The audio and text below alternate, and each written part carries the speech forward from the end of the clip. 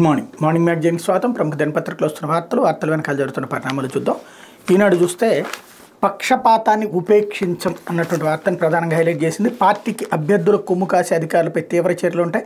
రాష్ట్రంలో స్వేచ్ఛాయుత ఎన్నికల లక్ష్యం. ఎన్నికల యంత్రాంగం తీరుపై ఫిర్యాదులు అందాయి. వాలంటీర్లను ఎన్నికలు దూరం పెట్టాలని పార్టీలు కోరే ఓటర్ల జాబితాపై అనుమానాలు వ్యక్తం చేశాయి. మీడియాతో సీఈసీ రాజీవ్ కుమార్, ఎన్నికల అధికారులు ఏదైనా ఒక పార్టీతో ఎవరైనా ఒక అభ్యర్థికో అనుకూలంగా వ్యవహరిస్తే సహించేది లేదు, అట్లాంటి వాళ్ళపై తీవ్రమైన చర్యలు ఉంటాయని కేంద్ర ఎన్నికల సంఘం ప్రధాన కమిషనర్ రాజీవ్ కుమార్ హెచ్చరించారు. ఏపీలో స్వేచ్ఛాయుత పారదర్శక ఎన్నికల నిర్వహణకు కట్టుబడి ఉన్నాం.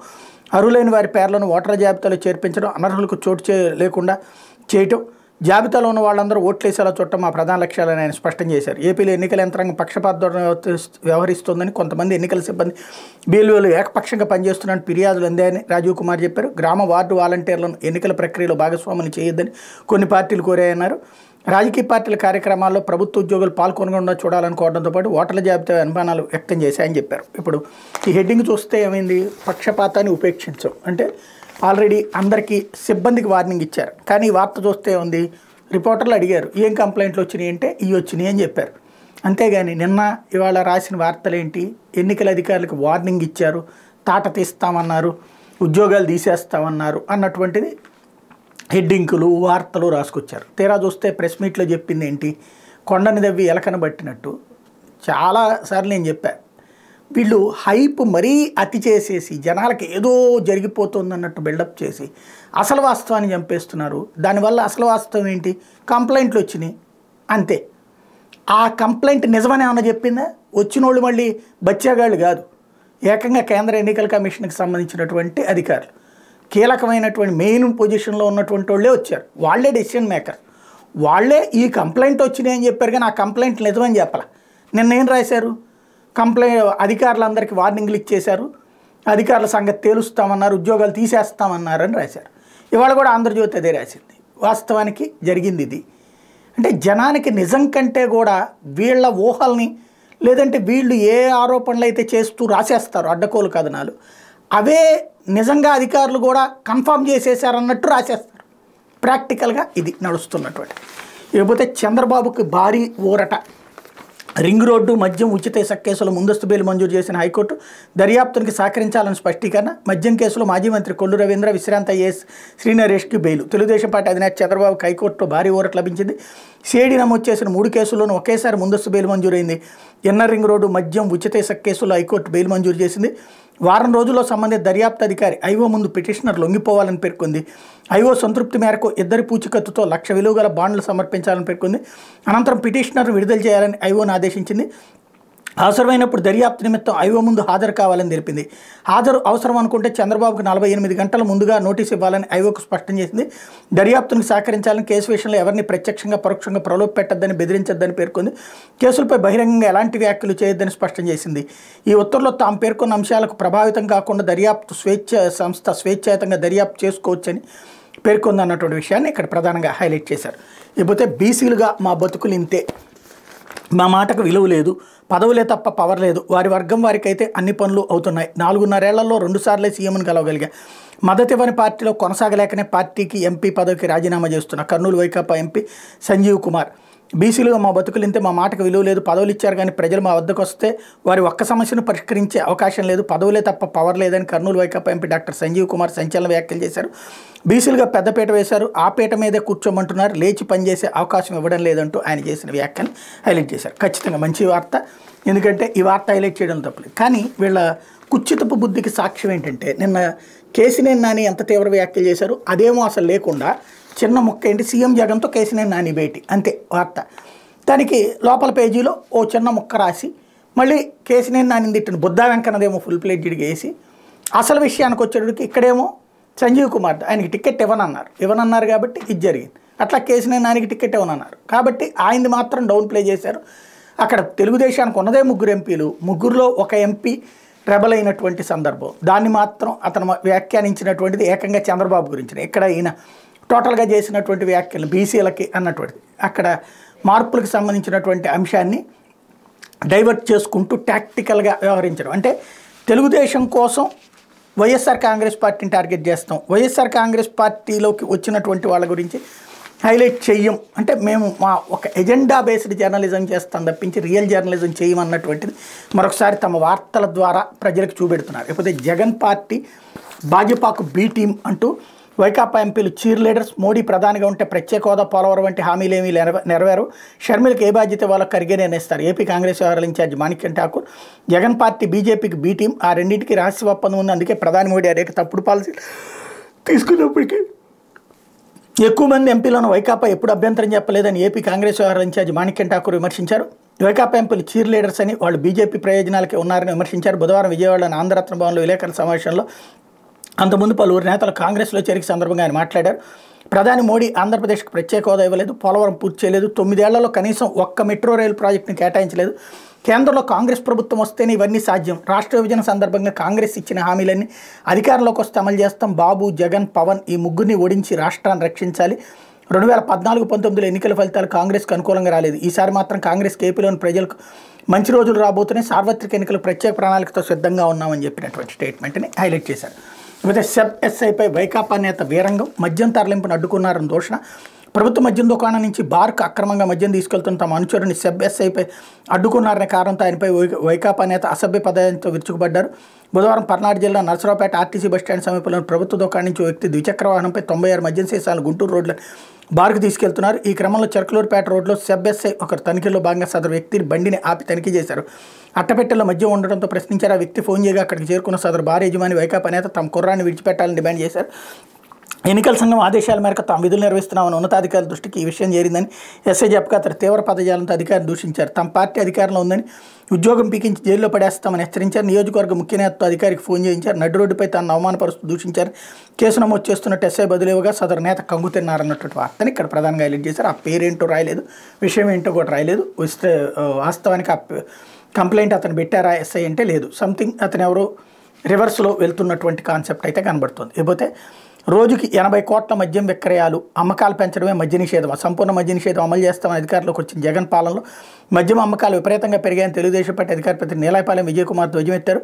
మద్య నిషేధం అంటే ఇదేనా అని నిలదీశారు. రోజుకి 80 కోట్ల మద్యం అమ్మకాలు జరుగుతున్నాయని, జగన్ హయాంలో 1,16,00,000 కోట్ల మద్యం ఆదాయ ద్వారానే వచ్చిందని, రాష్ట్ర ఆదాయంలో ఇది 25% అని పేర్కొన్నారు. గత ప్రభుత్వాలతో పోలిస్తే 67% అధికంగా మద్యం విక్రయాలు చేస్తున్న జగన్ రెడ్డి ఓట్లేలా అడుగుతారని ఆగ్రహం వ్యక్తం చేశారు. మంగళగిరిలోని తెలుగుదేశం పార్టీ కేంద్ర కార్యాలయంలో బుధవారం ఆయన విలేకరులతో మాట్లాడారు.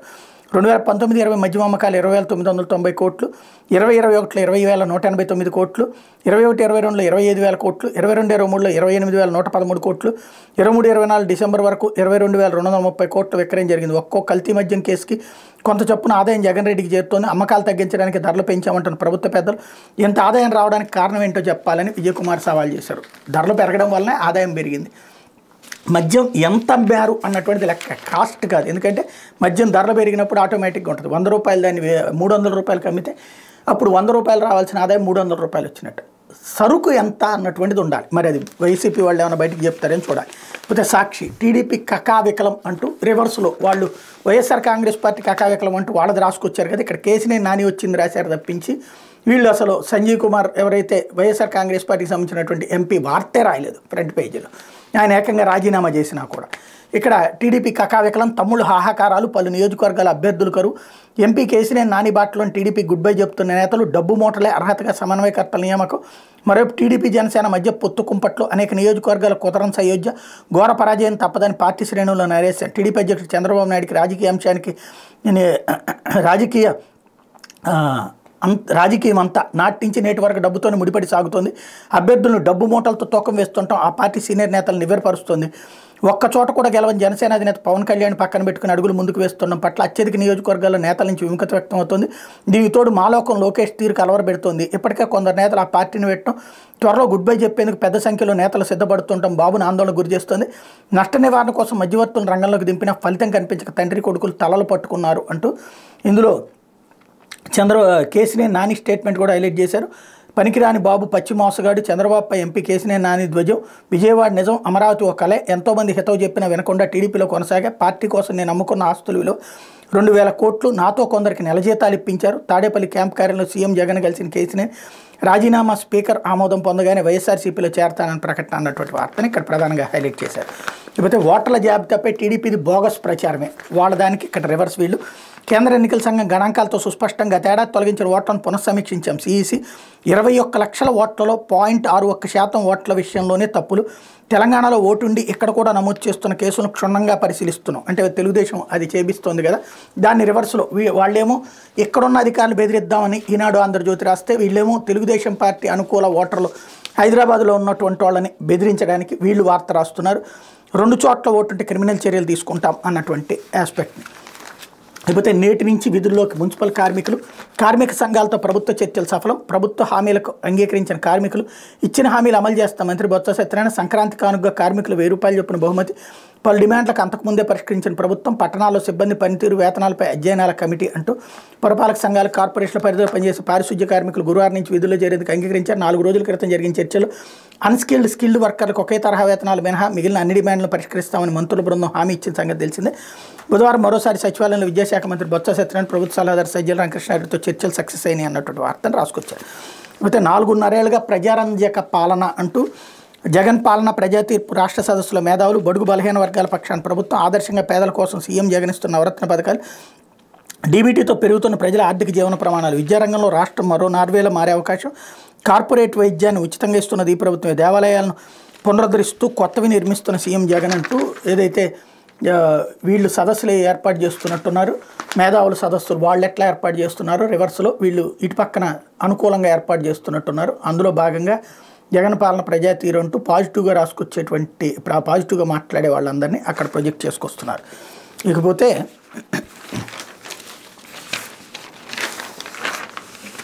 వెన్నుపోటు నేతలకు భంగపాటు అన్నటువంటి ఒక వార్త రాసుకొచ్చింది. ఇదంతా తెలుగుదేశం మీద రివర్స్ స్టోరీలు రాసుకొస్తుంది.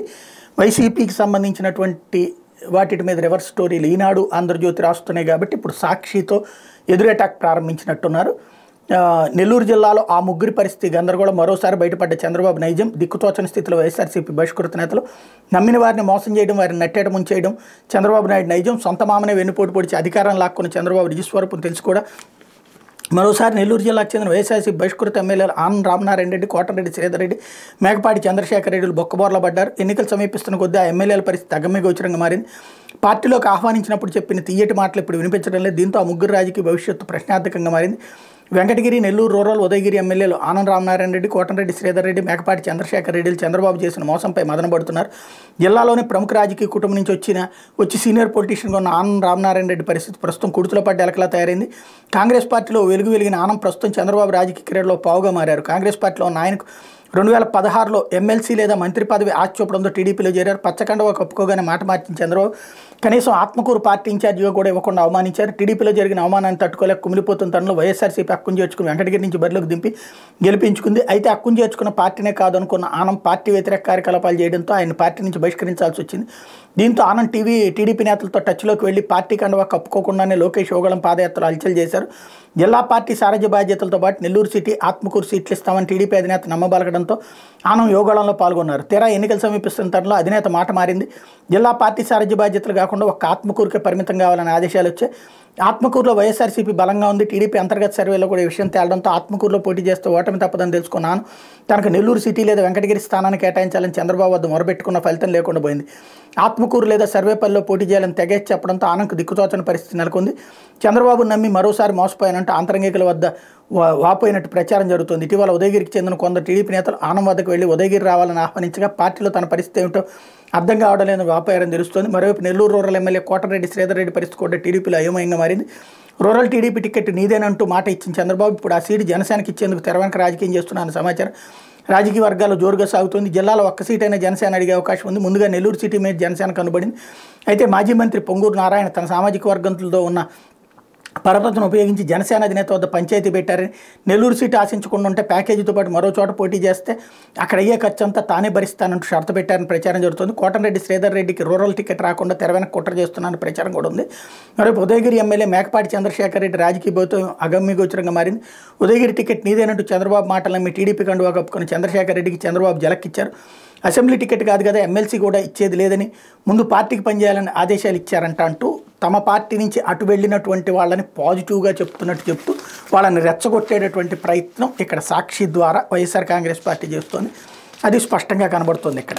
లేకపోతే ఆంధ్రజ్యోతి, జగన్ మళ్ళీ వస్తే జనాలు తాకట్టే అంటూ రాష్ట్రానికి అరిష్టం, ఓడిపోతేనే మోక్షం, అంత కరుడుగట్టి నేరస్తుడు అవినీతిపరుడు ప్రపంచంలోనే లేడు, బూతులు తిట్టేవారికే వైసీపీలో సీట్లు, ఇంకా 80 మందిని మారుస్తాడంట, అంటే ఓటమి ఒప్పుకుంటున్నట్టే, అరాచక పాలనకు అంతం పలుకుదాం, అంతా గర్వపడేలా స్వర్ణాంధ్ర సాధిద్దాం, తుని బుజ్జలి సభల్లో బాబు పిలుపు, సీఎం ఏం చెప్పినా రివర్స్ గేరే, చాలా పేదోడని చెప్తుంటాడు, అవును ఇల్లే కాదు డ్రాయరు లేదు అడుక్కు తింటున్నాడు అంటూ తీవ్ర స్థాయిలో విరుచుకుపడుతున్నారు ఇప్పుడు చంద్రబాబు నాయుడు. ముఖ్యమంత్రి జగన్ రాష్ట్రానికి అరిష్టమైన ఆయన అంతటి కర్రగట్టి నేరస్తుడు అవినీతిపరుడు ప్రపంచంలో లేడని టీడీపీ అధ్యక్షుడు మాజీ ముఖ్యమంత్రి చంద్రబాబు ధ్వజమిస్తారు. అటువంటి వ్యక్తి అధికారంలో నుంచి దిగిపోతే రాష్ట్రానికి మోక్షం అన్నారు. ఇది ఈ వ్యక్తిగత దాడితో ఏం సాధిస్తారన్నదే అర్థం కాదు.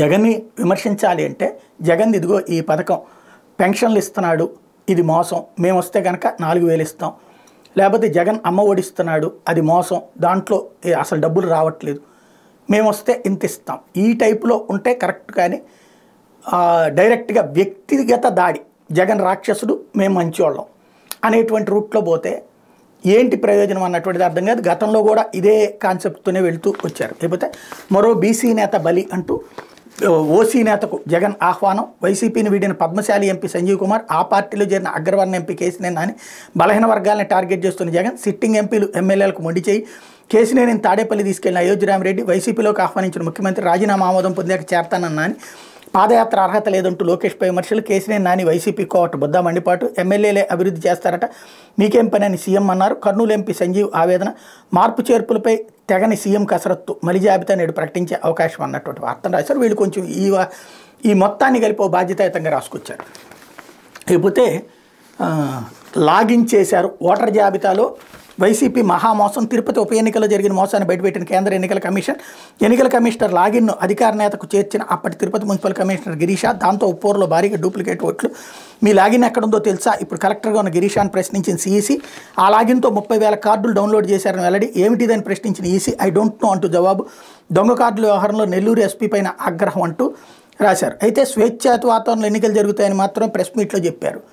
వీళ్ళు వార్త రాసిన దానికి ఇక్కడ వాస్తవానికి సంబంధం లేదు. నిజంగా ఆ తప్పు జరిగి ఉంటే నిన్ననే వాళ్ళు ఎన్నికల కమిషన్ ఏకంగా అధికారులను తీసవతలు పడేస్తుంది, ఉద్యోగాలు పీకవతలు పడేస్తుంది, సస్పెండ్ చేసేసి అధికారం ఉంది, చేయలేదు కదా ఒక్కళ్ళని కూడా. కానీ వీళ్ళు రాయాలనుకున్న వార్త రాసేసి అది ఎన్నికల కమిషన్ నోట్లో పెడుతున్నారనమాట. అది జరిగినటువంటి విషయం. నిన్న వాళ్ళు వెళ్ళేలోపు వీళ్ళ అంతకుముందు రాసిన కథనాలన్నింటినీ ఇటు పక్కకి రివర్స్ చేశారన్నమాట. లేకపోతే ఏక్నాథ్ షిండేదే అసలైన శివసేన, 1999 నాటి పార్టీ రాజ్యాంగమే ప్రామాణికం, షిండేపై చర్యలకు ఉద్దవ్కు అధికారం లేదు, మహారాష్ట్ర అసెంబ్లీ స్పీకర్ స్పష్టీకరణ, సంక్షోభం తర్వాత 18 నెలలకు నిర్ణయం, ప్రజాస్వామ్యం హత్యకు గురైంది, సుప్రీంకోర్టు సవాల్ చేస్తూ ఉంటూ ఉద్దవ్ ఠాక్రే స్టేట్మెంట్ కూడా ఇక్కడ హైలైట్ చేశారు. లేకపోతే రామాలయానికి రామ్ అంటూ ఆహ్వానాన్ని తిరస్కరించిన సోనియా, ఖర్గే, అధీర్, అది ఆర్ఎస్ఎస్ బీజేపీ కార్యక్రమాన్ని వ్యాఖ్య, రామ మందిరాన్ని రాజకీయ ప్రాజెక్టుగా మార్చని కాంగ్రెస్ నేతల విమర్శ అన్నటువంటి వార్తను ఇక్కడ హైలైట్ చేశారు. లేకపోతే తప్పుల రాజు, మందుల విక్రయాల్లోనూ దందా,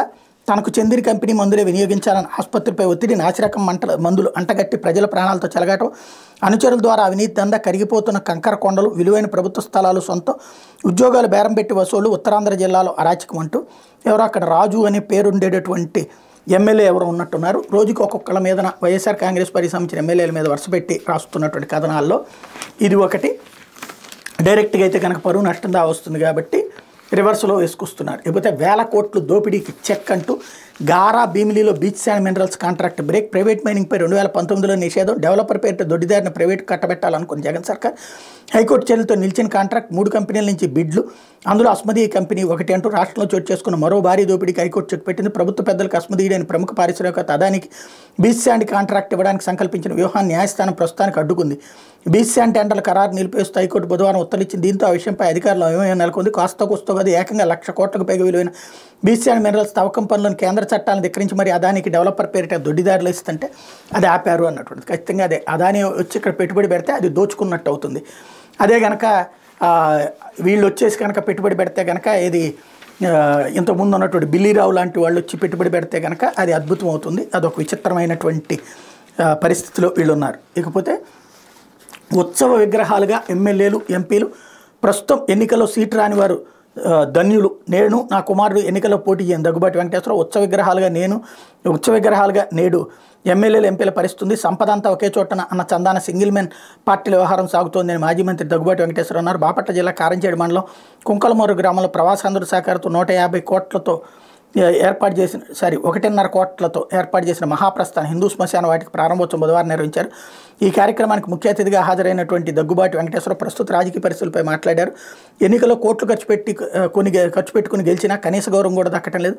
మళ్లీ పోటీ చేద్దామంటే కోట్లు ఖర్చు పెట్టాల్సి వస్తుంది. ఈ పరిస్థితుల్లో ప్రస్తుత ఎన్నికలు సీటు రాని వారు ధన్యులు. భగవంతుడు ఈ రూపంలో నిజమైన ప్రజాప్రతినిధులను కాపాడేందుకు ఇలాంటి అవకాశం ఇచ్చాడని భావించాలి. నేను నా కుమారుడు ఏ పార్టీ నుంచి పోటీ చేయమని దగ్గుబాటి స్పష్టం చేశారన్నటువంటి వార్తని ఇక్కడ ప్రధానంగా హైలైట్ చేశారు. ఇప్పుడు రోడ్డుకు అడ్డంగా గోడ కట్టేశాడు. దొప్పలపూడిలో వైసీపీ నాయకుడు బరితెగింపు. గుంటూరు జిల్లా పొన్నూరు మండలం దొప్పలపూడి గ్రామానికి చెందిన వైసీపీ నాయకుడు రోడ్డుకు అడ్డంగా గోడ నిర్మించారు. గ్రామంలో శివాలయానికి వెళ్లే వీధిలో వ్యక్తి ఇటీవల గోదాం నిర్మాణం చేపట్టారు. అయితే గోదాం భవనానికి సంబంధించిన మెట్లు పంచాయతీ రోడ్లోకి వచ్చాయని సదరు వైసీపీ నాయకుడు అభ్యంతరం వ్యక్తం చేశారు. తన సొంత స్థలంలోనే మెట్లు నిర్మించుకున్నాను, నిబంధనలు అతిక్రమించలేదని ఆ వ్యక్తి పంచాయతీ అధికారులకు సమాచారం ఇచ్చాడు. అయినా కూడా మెట్ల నిర్మాణం తొలగించాల్సిందని ఆ నాయకుడు పట్టుబట్టారు. పంచాయతీ అధికారులు చెప్పినా వినిపించుకోకుండా శివాలయం నుంచి రామాలయం వెళ్లే వీధిలో రోడ్డుకు అడ్డంగా సిమెంట్ గోడ నిర్మించారు. పంచాయతీ స్థలం ఆక్రమణకు గురైతే సంబంధిత అధికారులకు ఫిర్యాదు చేయాలి కానీ ఎలాంటి చర్యలకు దిగడం ఏంటని స్థానికులు ప్రశ్నిస్తున్నారు. రహదారిపై అడ్డంగా గోడ నిర్మించడం పట్ల గ్రామంలో నిరసన వ్యక్తమవుతుంది అన్నట్టు వార్తని హైలైట్ చేశారు. ఇలాంటి దుర్మార్గం కూడా ఉంటుంటాయి పల్లెటూళ్ళలో. అట్లాంటి వాటి మీద అదే వైఎస్ఆర్ కాంగ్రెస్ పార్టీకి అతిపెద్దదైనటువంటి తలనొప్పి. జగన్కి అట్లాంటి గ్రౌండ్ లెవెల్ లీడర్లు చేసే దరిద్రమే సమస్య అవుతుంటుంది. ఇది దినపత్రిక వచ్చినటువంటి వార్తలు వెనకాల జరుగుతున్న పరిణామాలు.